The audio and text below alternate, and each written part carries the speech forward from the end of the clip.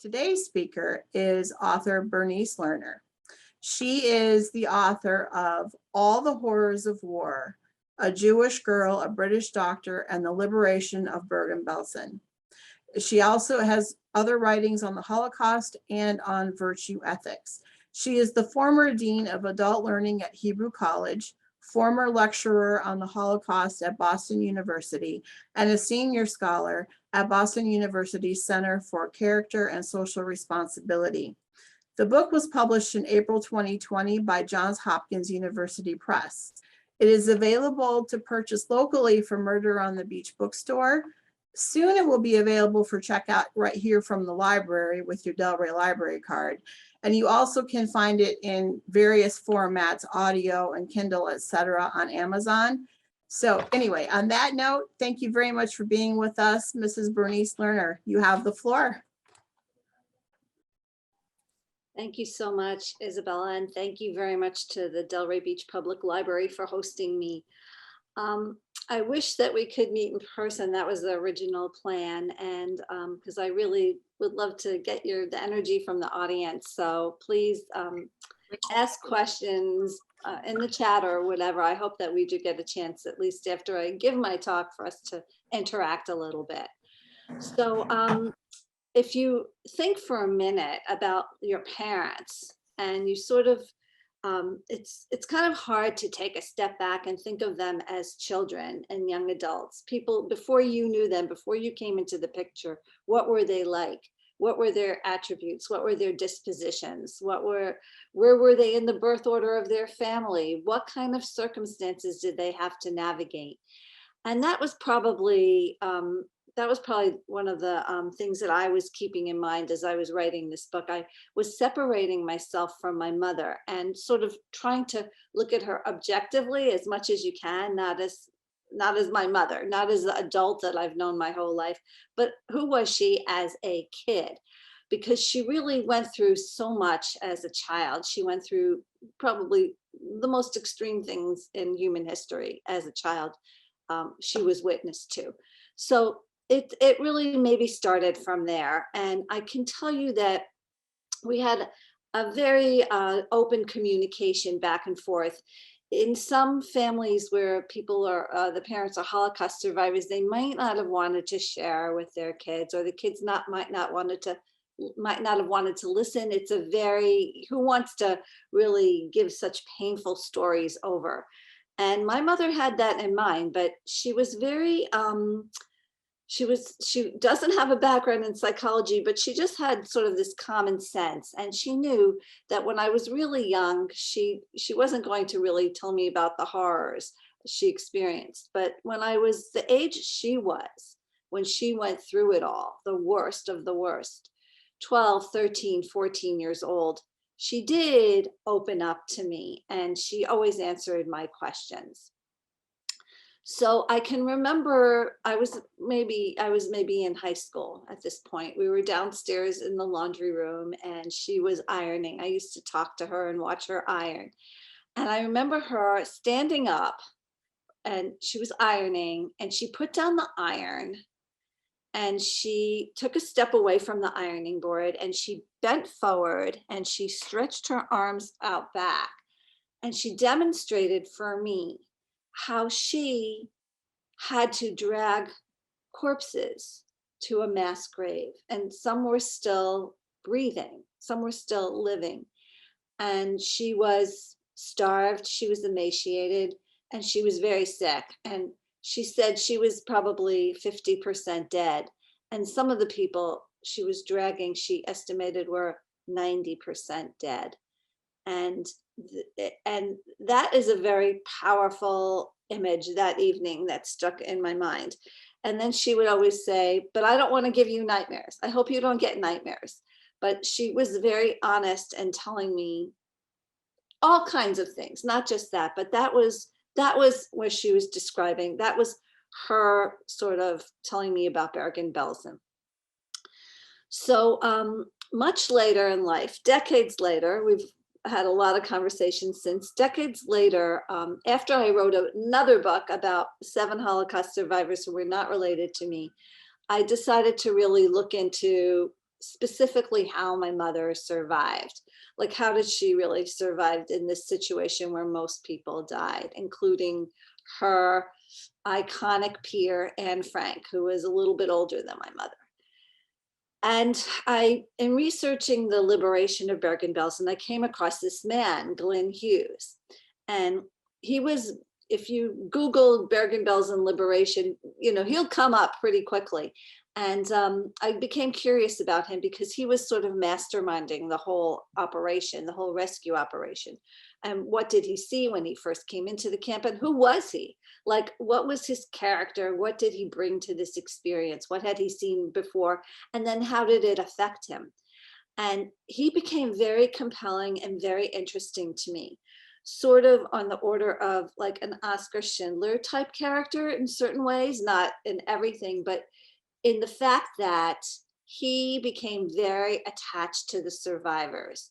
And he really was their champion, and by extension, a real champion of the state of Israel, and saw his role in the history of the Jewish people. So he became this, like, he was really, really respected among the survivors. And I just wanted to know what was the experience of liberating this concentration camp like for him. So, and also like what were his attributes, what were his liabilities, what were things. So I was drawn to Glyn Hughes, and I was drawn to my mother, and I had quite a job figuring out how to write this book. So I'm going to share with you some slides now.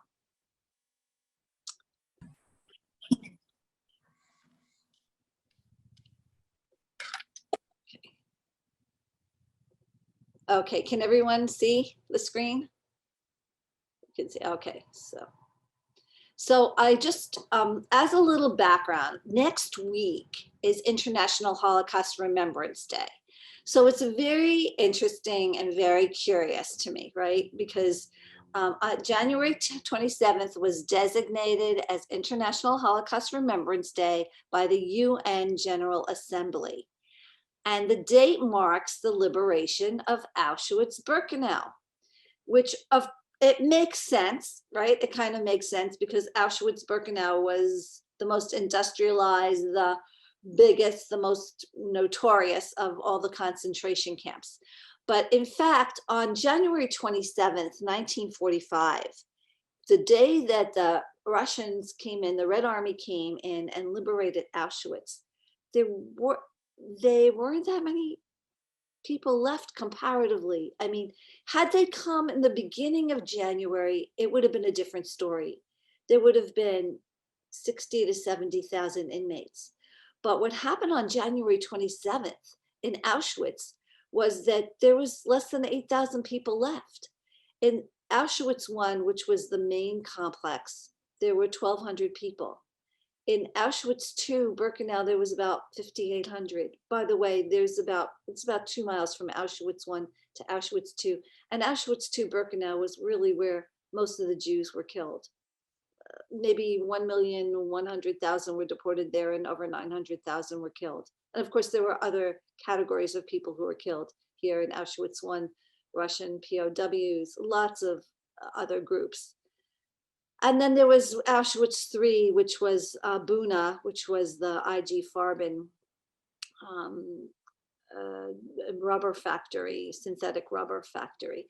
But there was, by the time the Russians came here, 60,000 Jews 2 weeks earlier had been evacuated from Auschwitz. Those who could still walk were put on what later became known as a death march. And you can see here's Auschwitz, and they're being marched either like a little bit northwest or directly west. And they are maybe in this whole concentration camp system, there was about 714,000 survivors still alive working for the Nazi war effort. And 1/3, roughly, I mean, it's very hard to get estimates on it, but at least 250,000 people died on these death marches, right? They were already emaciated and sick, and they weren't given food, and they had to march in the most horrible conditions. Most of them did not have adequate footwear or clothing. They were starving. Some few escaped. Some, if they couldn't march, they were shot on the spot.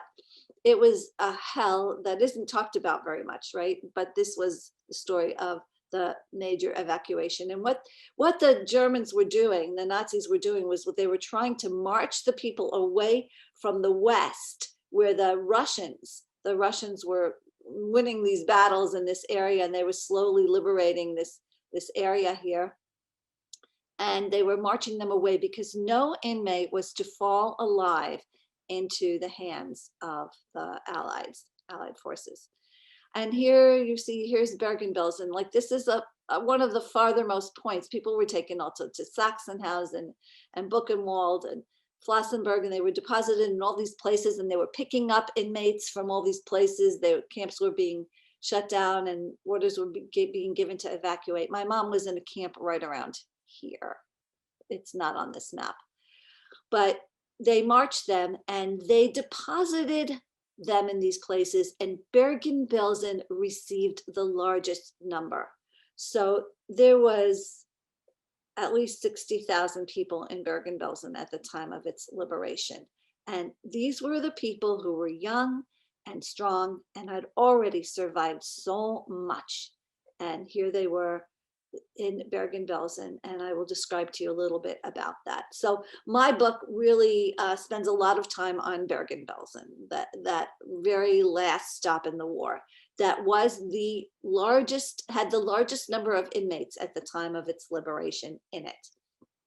So here's an image of my book. This is the US version, Johns Hopkins University Press, All the Horrors of War.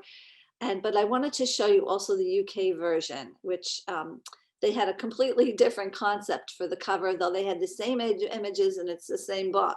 But I wanted to show you my mother standing here. And this is one of the earliest pictures we have of her. Really regretfully, I don't have a single photo of her when she was young, nothing at all from before the war. I don't know what my grandparents looked like. I don't know what her 4 younger siblings looked like. It was just one of those tragedies of the war.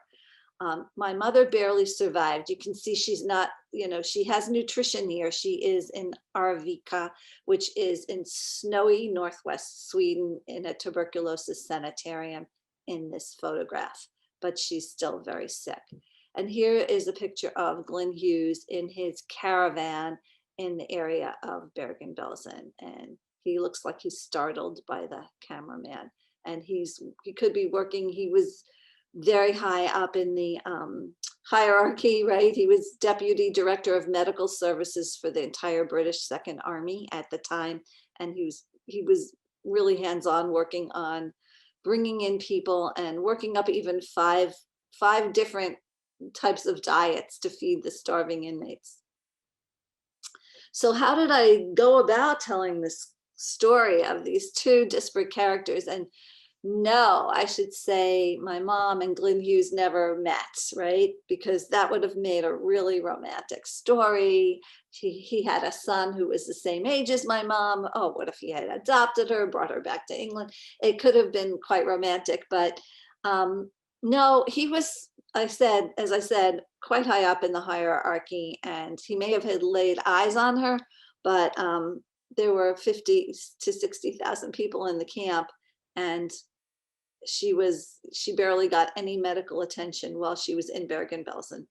It was a crisis situation. It was just, it makes you realize, like, all of these things, like, make you realize, like, even with COVID, like, you can't really compare, but any rescue mission takes time. Like, even like when we complain about Biden not getting enough tests out to people, like, I always think, and I always remind myself, any rescue operation takes time. This was very true here. So how did I construct the book? I have here what I did, which is have a prologue and an epilogue, which tell, I think, really important stories. And it's also sandwiched, the meat of the book is sandwiched between a few paragraphs about the Belsen trial. The Belsen trial, was the first war crimes trial to apply international law to war crimes. And it came immediately preceding the Nuremberg trials. In fact, it had to stop just before the Nuremberg trials were starting. And Glyn Hughes was the first witness. So he really set the tone in the case for this first sort of international war crimes trial. It was held in this makeshift gymnasium in Lüneburg.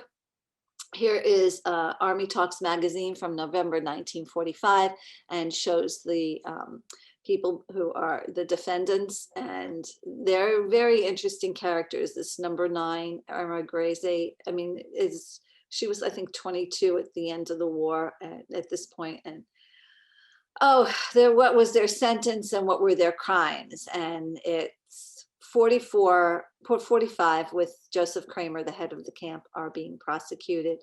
And there were hundreds that got off scot-free, that ran away. So I talk about the trial and some of the personalities and Glyn Hughes's role as first witness. And then the bulk of the book takes place over 1 year's time, 4 seasons, and then the 5th season, the point of convergence. So it's really a book about 1 year in a people's lives. And for my mom, it starts out in Siget. For Glyn Hughes, it starts out in the Yorkshire Wolds. So what I'll do now, my mom is from Siget. She's from the same town as Elie Wiesel. She lived like a 2-minute walk from him. And it talks about, it talks about their journeys. Like where was the victim and where was the liberator? He didn't know he was a liberator. What was the path of the army as they were traveling through Europe and fighting their way, all these battles and all the lives lost and the people maimed, and trying to go in and to liberate Germany, to end the war, to fight Germany. And the Russians, of course, are fighting from this side. And here's what my mom's path was, and the death march, and then what happened to her. So I'm just going to give you a couple of points along the timeline now. I'm just going to tell you just a tiny bit about where each person started. I'm going to tell you a little bit what happened on D-Day and Auschwitz, and then I'm going to tell you a little bit about Bergen-Belsen, but the book really fills in the journeys of these people. So what happened, the British Army was practicing in the Yorkshire Wolds. They were, and from Glyn Hughes's perspective, he was interested in the medical treatment and care. So a lot goes into that that you don't think about, but it was quite advanced. And what did it mean to set up mobile hospitals and casualty clearing stations? And where were they going to practice? They were going to practice in the Yorkshire Wolds because they thought that place best resembled what they would find when they landed in Normandy and were fighting in Normandy, which of course had all these hedgerows and was quite the topography to have to navigate. And then my mom started out in Siget, and like I said, we don't have any pictures of her family from Siget, which is such a sadness. But here's an old postcard of Siget, and I was there right before the pandemic, and the layout is the same. Siget is the word for island, and it is an island in the middle of these beautiful Carpathian mountains. And it's just beautifully laid out, a very charming town and a great place for a free range kid to grow up. They had maybe, 37,000 people, half of whom were Jewish, and it was Jewish flavor in the streets. And I remember once hearing Elie Wiesel talk about it, and he said that you can't find anywhere in the world a place like Siget, like on Shabbat. Like you could walk into any house and there'd be a white tablecloth and Shabbat candlesticks, and it was just the rhythm of the place moved according to the Jewish calendar. And and the trip I went on to Siget right before the pandemic was Elie Wiesel's son Elisha was on that trip, and I remember him saying, because we were looking around at all the people there, it's now in Romania, and his father told him, his father had gone on a trip with him, and he said there are 2 Sigets. There is the Siget as it exists today, and there is the Siget Mishamayim, from the heavens, which is how he remembered it, because as he was walking through the town, he was sort of seeing ghosts everywhere. It's can't be recaptured, but I kind of like the sort of existential way in it, which Elie Wiesel put it. It's like exists in the heavens. It exists in their memory. So my mom didn't come with me on the trip. She's alive and well, but I'm kind of glad she didn't come, because I think it might have it might have been hard, difficult. I mean, there were beautiful buildings that were now very much neglected, and I sent her some pictures of them, and she said, I'm glad I didn't come, because it would be so sad. So the memories are sacred. So my mom actually drew this map once. I had her sit down and draw this map of where she lived. She said our apartment was over here, and this was Kigyo Utsa. It was also called Snake Street. It was a Jewish street where all the people had to line up, get out of their homes and sit here as they were being deported. And here was Timar Utsa, which was her address. It was hard to understand the addresses, because you always think of a street, but there were like two streets, and then there was this big like court alleyway, and here were all these little apartments, and she's describing gardens and different streets, and the streets all have different names. But when I was visiting, to me, Kigyo Utsa was Kigyo Utsa, and I only could identify them by the names she told me. We had a guide who had like the different names. Anyway, so my mom's apartment was here, and Elie Wiesel's house was like over here, right here. And it was really, the territory was really, it's northern Transylvania. So it changed a lot over the years. When my mother was growing up, it was part of Romania. When then Hitler awarded this area to northern Transylvania in 1940, and that changed everything in their lives. And when Hungary was an ally of Hitler. Anyway, June 6th, I'm just jumping ahead, June 6th, the D-Day invasion, this magnificent armada of Allied forces, 150,000 plus men land on the Normandy coast. And here are the different beaches. And I talk about, from Glyn Hughes's perspective, where did he begin to, what was it like for him? What did he think of the Mulberry, the places they were setting up for people to land, and how did he go about commandeering hospitals, and what was the first days like for him there, and yeah, how did he try to rescue people? Now, the striking thing is that on June 6, 1944, of this Allied invasion, less than half the number of Allied soldiers were killed on June 6th than were murdered in Auschwitz on that same day. And so here's June 6, 1944. Here's a picture of Auschwitz. Here are some photographs of the Hungarian deportations. I don't know if they probably came earlier, probably they were there in May. And this was the gate into Birkenau, and the railroad tracks came right. There were a lot of preparations for the Hungarians to come in. It was just, it was a race against time story, because of course everything sort of built up to the largest group of people who were killed in Auschwitz was the Hungarian Jews, and it happened over like 2 months, May, June, July. It was just like they wiped out 430,000, and my mom was of course part of that deportation. So if you had something like 4,000 plus deaths of Allied soldiers on D-Day, you had more than 9,000 killed in Auschwitz on June 6th. Every day after June 6th through July, the number remained the same or more, and Auschwitz were being killed, and the number decreased among the Allied soldiers who were fighting in this war. And looking at these war photographs is really hard. I'm not an expert in this. I wish I was, but there's a lot going on. Like if you were to take a magnifying glass to this, and it looks kind of orderly, like two columns and women on one side and men in the other.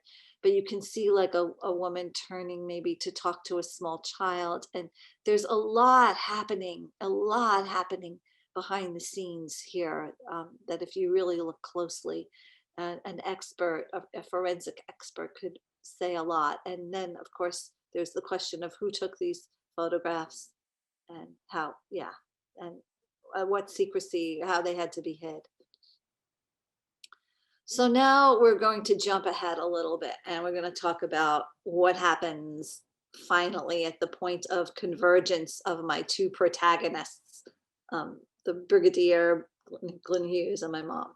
So I'm just to give you an idea, I spent a lot of time in the archives in London, really looking through Glyn Hughes's notes, and it was hard to kind of craft the story because you could get lost in all of it, right? Because and then when it's very intriguing when the page is marked top secret. You kind of feel like you're in this privileged space. Anyway, so just to give you an idea, these are the kind of things he was concerned with: special units, bringing in neurosurgical units, maxillofacial. He was concerned, he was calculating the different beaches and D-Day, D+1, D+2, D+3. He was how many died on each of the the casualties. He's calculating how many beds are in various hospitals in different places that they're fighting through.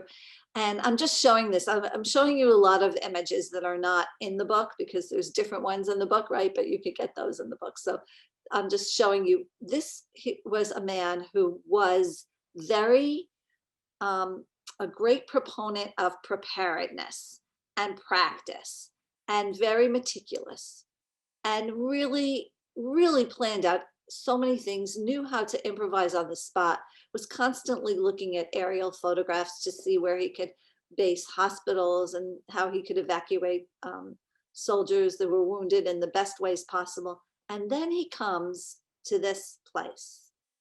And this was totally unexpected. Yes, they knew there were some concentration camps. They knew there were going to be POWs roaming around. They had encountered already some survivors. But then this place, and it was just an extraordinary thing that Bergen-Belsen was turned over to the Allies on April 15th, 1945, 3 weeks before the end of the war, on Himmler's orders. This was like Himmler, the architect of genocide. Himmler, who went into Auschwitz, who wanted everything to happen in a more speedy way, who's from the beginning was part of, the mass killing and going with, looking at the Einsatzgruppe and at the sites in Russia as they were shooting people, and just always trying to find more efficient and quicker ways of mass killing, trying to get in Hitler's good graces. And really, for him to hand over this camp 3 weeks before the end of the war against Hitler's orders was quite a story. And I will just tell you that it had to do a little bit with his masseuse.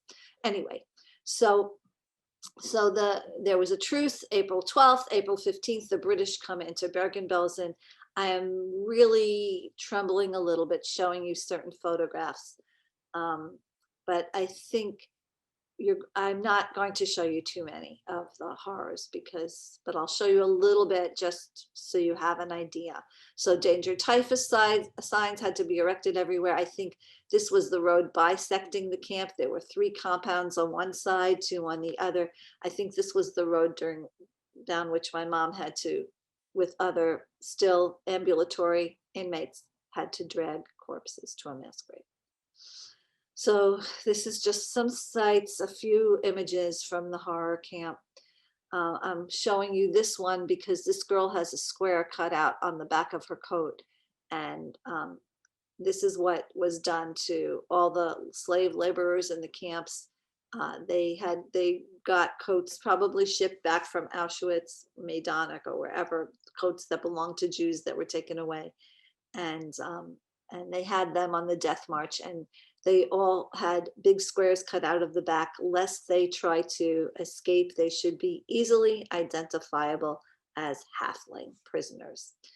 And here you see the British soldiers. They've pressed the remaining Nazis in the camp. About 80 remained in the camp. SS officers during the transition pressed them into helping. And each person you see, each skeletal person was a person with a life and a family. And it's just, the tragedy is so big. Here's Rabbi Leslie Hardman, who came in with the British Second Army, came in like the first or second day. He was a chaplain, and he was very bereft and upset at the way people had to be buried. And here I'm just showing you this image because if you do read the book, this is really significant, because the third day after the liberation, Glyn Hughes called for help from everywhere. The men of the 11th Light Field ambulance came and pitched a dump of tentage in the camp so that they could get to people inside the huts. They called these buildings huts, where people were, the dead and living were occupying the same space. It was horrendous. And if they could get the people who could still walk, could come out into a tent, then they could create some space inside the huts and maybe get a sip of water to somebody, although there wasn't really enough personnel for quite a while.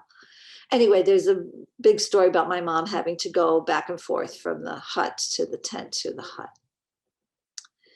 And part of the rescue, how are they going to triage? How are they going to do this? There were so many people that had to be evacuated. It took about a week to get organized. And then one of the things they did was put people through the human laundry. And they had, you could see these men are wearing, I don't know, probably the equivalent of hazmat suits. These young British soldiers, they had to go into the huts. A medic went into the hut. He marked people who he thought had a chance of life, who were still breathing. And they put them in these ambulances and took them. First they took them from the huts to this place, a former stables that had like 60 tables in it, and where they washed them down and sprayed DDT on them, and they called it the human laundry. And my mom has her own great trauma of remembrance from the human laundry. And then finally, when the last hut was evacuated, when the last person was taken to a makeshift hospital nearby, luckily that saved the day that there was a makeshift Wehrmacht hospital nearby. So the rescue took place from April 23rd to May 21st. On May 21st, there was a big ceremony. Glyn Hughes would not allow the British flag, the Union Jack, to be hoisted until the last person was evacuated. So VE, Victory in Europe Day, May 8th, came and went unrecognized in Bergen-Belsen. He waited until the last hut was evacuated. And there was the last hut they burned down at this big ceremony, and they had an effigy of Hitler on it, on the bunk. And here's Glyn Hughes, who gave the order for the burning down of the hut. And here was the main Glyn Hughes Hospital. And so this was another reason, like why did these survivors name the hospital the Glyn Hughes Hospital? It just shows how early on they discerned his warmth and his caring and his humanity. So here's just some approximate numbers. So there were 14,000 patients in the Glyn Hughes Hospital, the largest such facility in Europe, on May 19th, 1945. It took 2 weeks for the backlog of corpses to be buried in Bergen-Belsen. 500 inmates died each day for a month after the liberation. Took 361 British Army soldiers and medical personnel worked on the relief of Bergen-Belsen 2 days after the liberation. Very small number compared to the number of people who were there. And about 750 to 1,000 sick were processed each day for over 3 weeks after the liberation at the human laundry. And based on some stories my mom told me, I was able to calculate that she was evacuated from the human laundry pretty early on. And I'm just showing this is just kind of interesting. It was the small country off of Sri Lanka, the Maldives. They issued these 50th anniversary commemorative stamps, and one of them was of Bergen-Belsen, of the last hut being burned down in Bergen-Belsen. So here's the picture, And here's the stamp with the effigy of Hitler. Inmates, British troops burn last hut at Belsen. So I could stop now and take questions, or I could continue on. So Isabella, what is your feeling? I'm intrigued. So I would love for you to continue a little bit more if if you're open to that.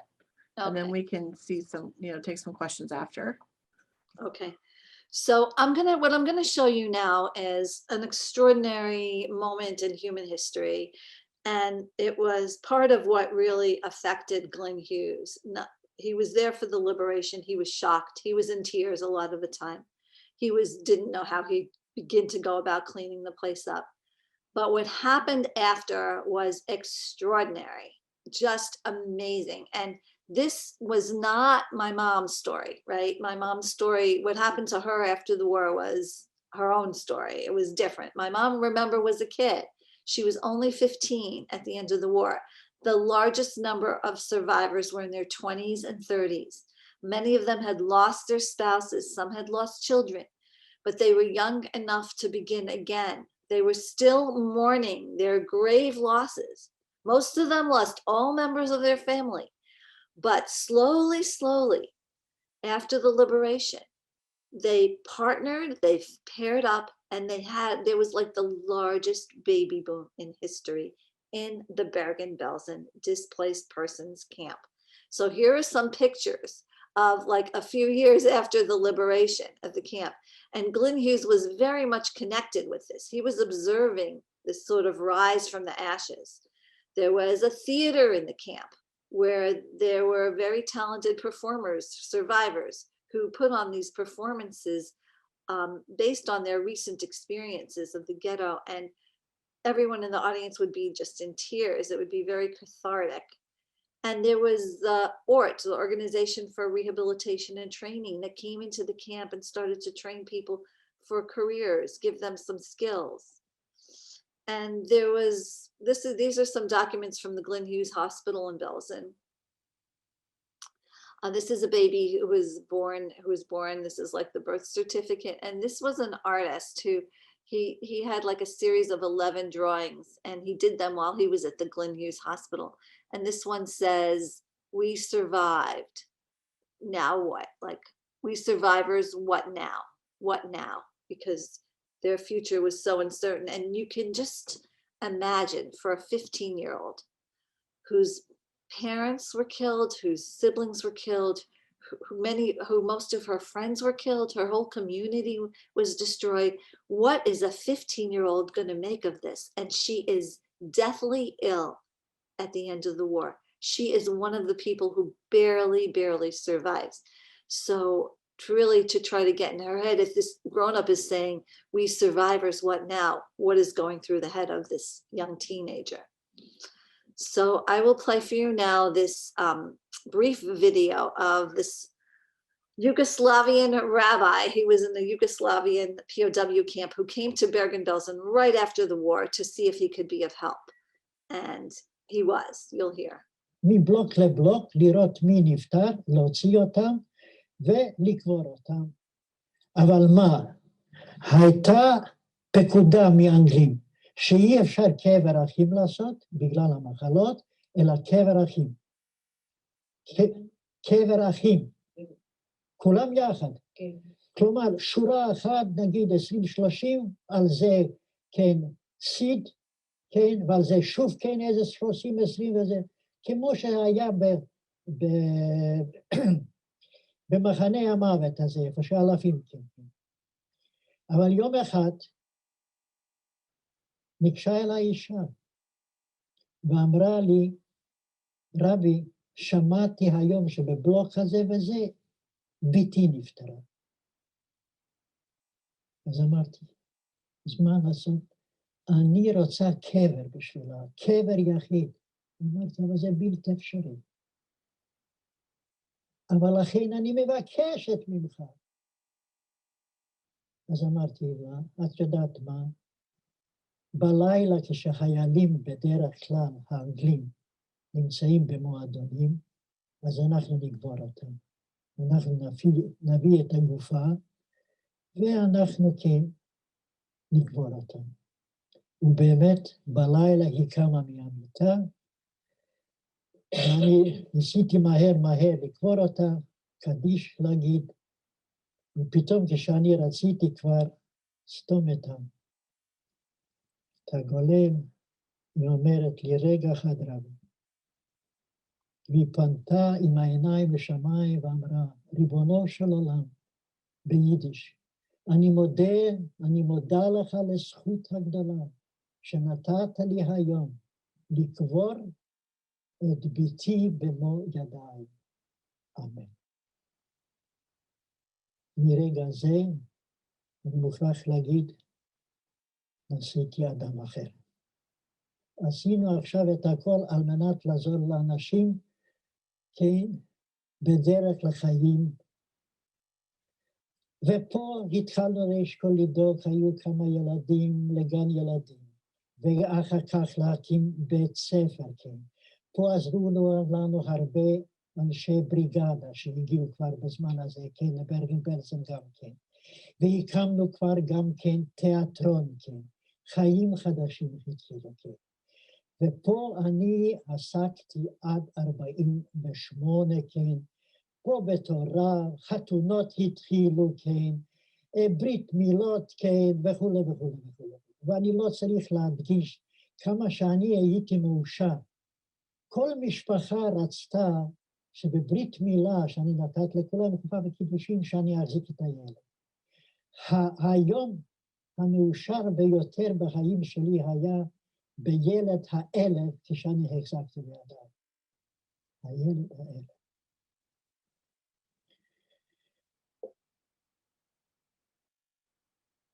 אני עברתי. So that's the story. In the book, I have a big epilogue. You won't see these photos in the book, but I just wanted to show you. Here's Glyn Hughes after the war. He had a big post-war life, and I think he was very much affected by what he saw. Here he is at Bergen-Belsen. You could see sort of the seriousness in his eyes.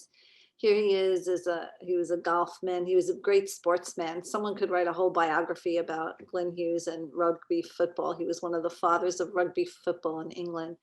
But he also did certain things that, believe it or not, affect all of us today and the way we might die and the way our loved ones might die. So that was quite a discovery I made. Here's my mom and her sister. She survived with one sister. They're in Sweden after the war when they're young ladies. And she marries my dad, who's also a survivor. This is a picture of my father in a displaced persons camp. And here's my mom today, who speaks to school groups all over. She's got quite good at Zoom. And that's it. And I'm happy to take any questions now, but if you have any questions for later, here's my website. And yeah, you could always contact me through there. And this sign was erected. It's not at Bergen-Belsen now. Actually, there's a fantastic museum now at Bergen-Belsen. It wasn't like that for many years, but after President Reagan visited, they were very embarrassed that they didn't have a really good exhibit and museum there. So now you can see a lot more. But they had this sign at the time. This is a site of the infamous Belsen concentration camp liberated by the British. And 10,000 unburied dead were found here. Another 13,000 have since died. And this is the British way of sort of being sarcastic, all of them victims of the German New Order in Europe and an example of Nazi culture. So I'm going to stop the share now. And I'm happy to take any questions. Thank you so much for this moving presentation and astonishing work of research and the story that you told. I can't not fathom this story, but I appreciate you sharing your time on this story with us. There are a few comments, and let's see, there is one question that came in that said, did your mother or her family know the Wiesel family? My aunt was in school with Elie Wiesel, so she did know him. And I have a feeling, I just have this feeling that They belong to the same temple, small temple, as my grandfather. And I think that my grandfather and Elie Wiesel's father had to have known each other. And yeah.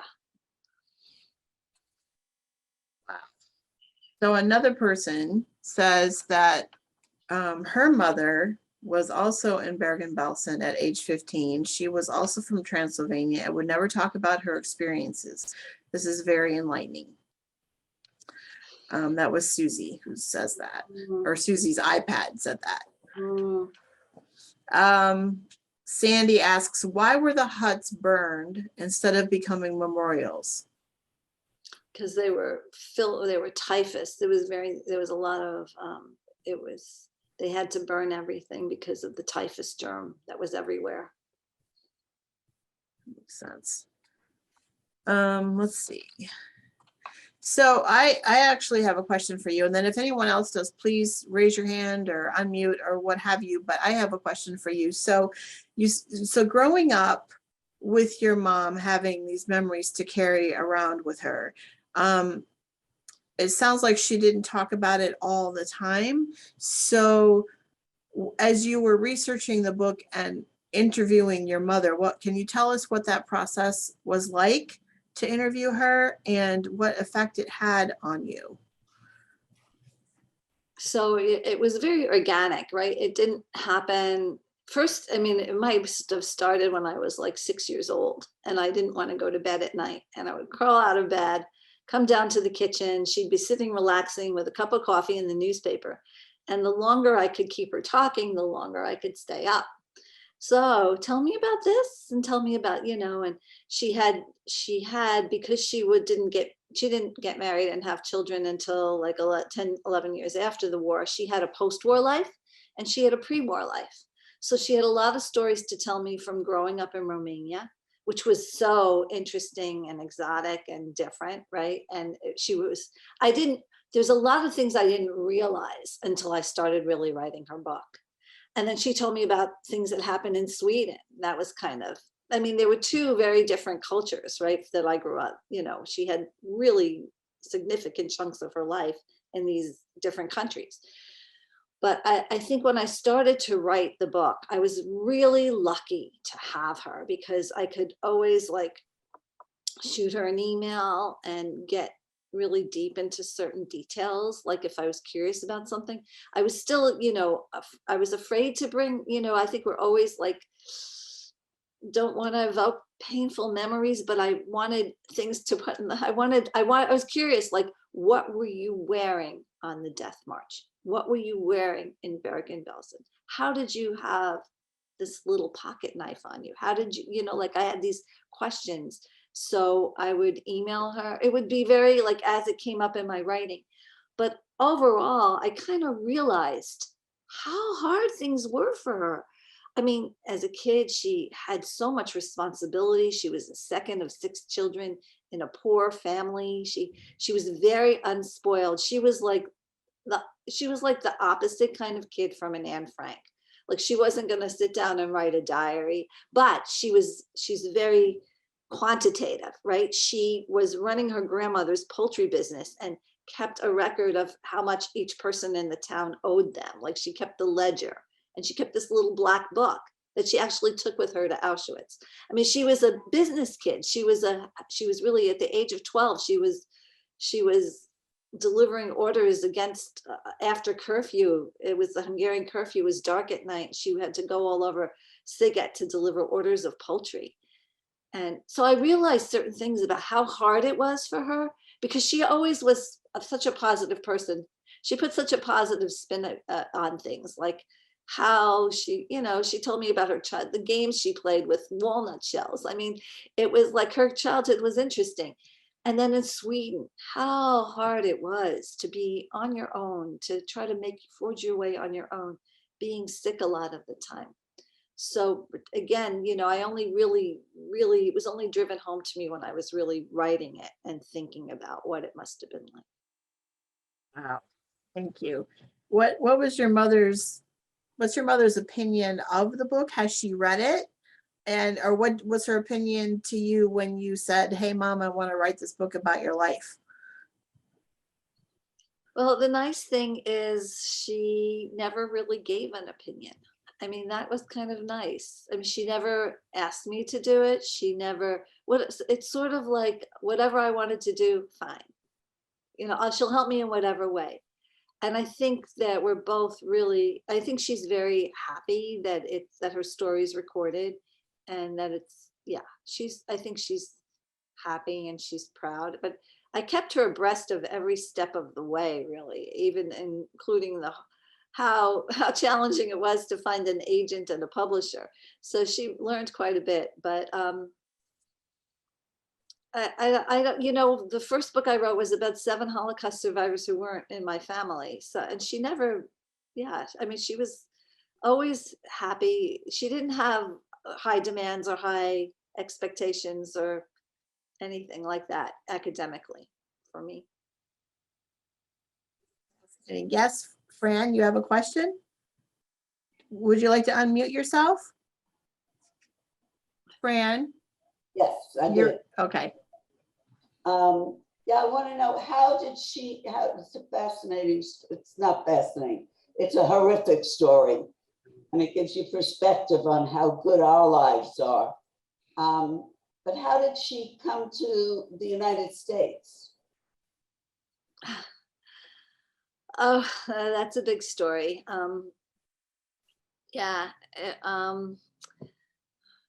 My father, basically, to make it long story short, my father married her and he was already an American citizen. So he brought her out. That's true. And that's what they wanted. They wanted to come here. She wanted very badly to come here. Her sister came here before her. Her sister vowed that her sister married a man, a survivor also, who had a brother in the United States. All survivors, all my family survivors. And her sister promised her that she would bring her out within the year. So, so she met, so that there's a story in there. So that's how she came out. She and my father went to Sweden and they married in Sweden in Stockholm's beautiful synagogue. And a few months later, she came out to the United States. Well, thank you very much for this. Yeah. Anyone else have any questions or comments? Sandy? 60 Minutes addressed the rat who turned in Anne Frank and her family. Give us your take on that. And also, was your mother, did she give testimony for Yad Vashem and the Shoah? So that 60 Minutes show is on my list of things to watch. It's like, yeah, so of course that was a rat. That was a horrible, horrible thing to do. My mom gave testimony for Steven Spielberg's, it's now the Eyewitness Project at it's now at the University of Southern California. She gave testimony for the Yale University Archives. So she has recorded testimony, thankfully. Yeah. Thank you. Anyone else? Before we wrap up here in a couple of minutes, anyone else have a question or a comment? Sandy? Sorry. We all feel so helpless and so overwhelmed with your story. Give us some kind of like to move forward and what can we do?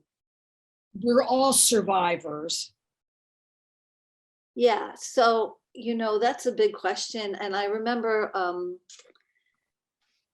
you know, I think that the thing is, you know, sometimes we feel like we're little people. We're not the leaders making these decisions, like about what's happening with the Uyghurs in China and, you know, what can we really do?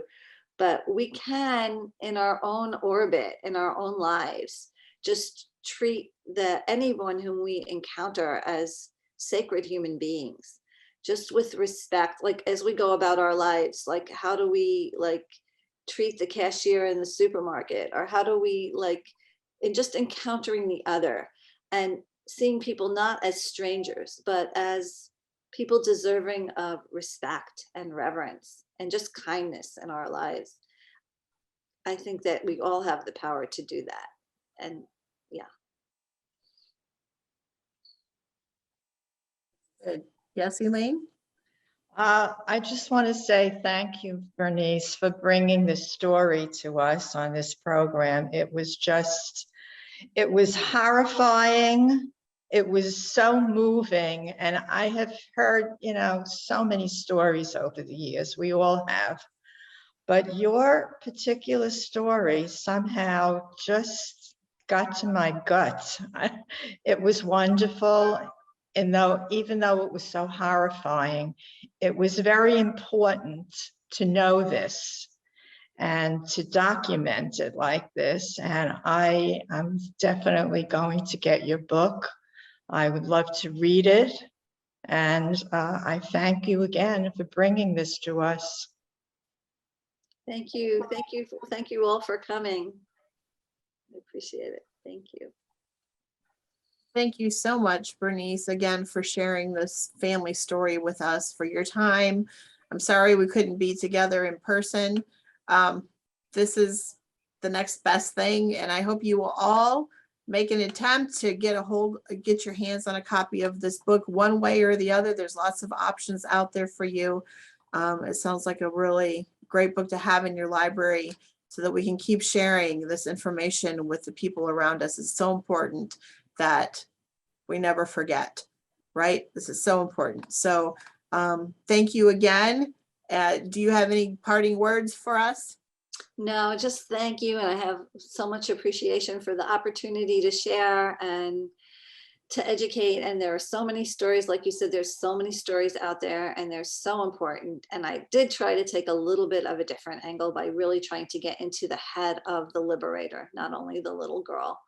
And Susie, who spoke about her mother being 15 in Bergen-Belsen, I'd love to hear anything that you could share about her experience and what it was like for you growing up. So thank you all. I appreciate this. Okay. Thank Bye-bye. you. Bye-bye. Have a Bye-bye. bye, everyone. Bye-bye. Stay safe out there.